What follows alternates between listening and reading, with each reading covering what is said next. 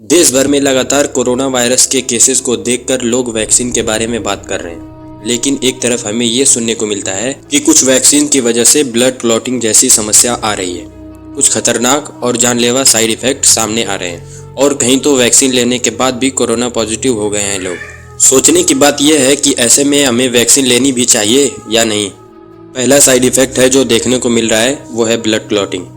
वो सिर्फ एस्ट्राजेनेका वाली वैक्सीन में ही देखने को मिलती है और इस वैक्सीन का इस्तेमाल सैकड़ों देशों ने किया है।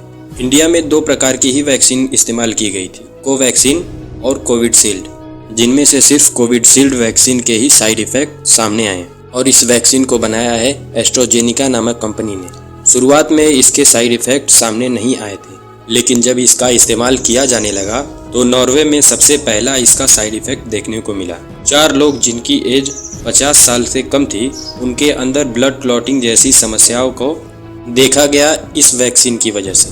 ब्लड क्लॉटिंग में खून के थक्के जमने लगते हैं और अगर यही खून के थक्के दिमाग में हो तो ये बहुत ही सीरियस प्रॉब्लम है, जिसे दिमाग में खून जमा होने के कारण इंसान की मौत निश्चित होती है। वैक्सीन की वजह से हुई इन सभी 4 मौतों में 2 मौत हुई थी ब्रेन हेमरेज की वजह से। इसी तरह डेनमार्क, इटली और यूके में 7 ऐसे सिमिलर केसेस देखने को मिले, जिसके कारण कई देशों ने इस वैक्सीन को टेम्परेरी बैन लगा दिया।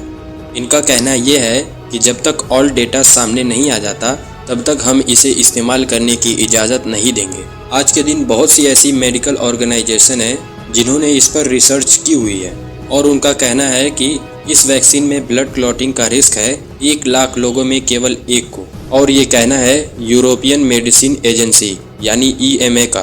ब्रिटिश हेल्थ रेगुलेटर के डाटा के अकॉर्डिंग ये रिस्क और भी ज़्यादा कम है।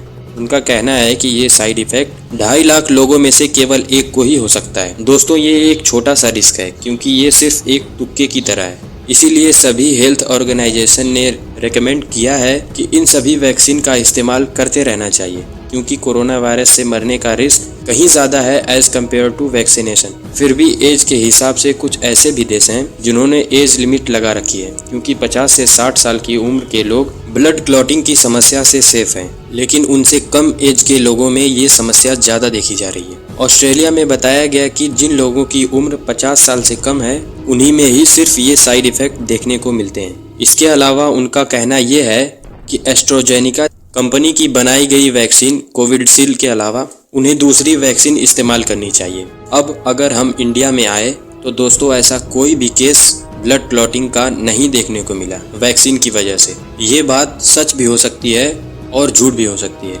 क्योंकि सरकार खुद को बचाने के लिए डेटा छुपा भी सकती है। लेकिन एक्सपर्ट का कहना है कि इस वैक्सीन को इस्तेमाल करते रहना चाहिए, खास तौर पर इंडिया जैसी कंट्री के अंदर। ये उस समय की बातें हैं जब वैक्सीन लगाई जा रही थी। कुल मिलाकर बात यह है कि यहाँ पर वैक्सीन का इस्तेमाल फ़ायदेमंद ही होगा इस छोटे से रिस्क के बदले।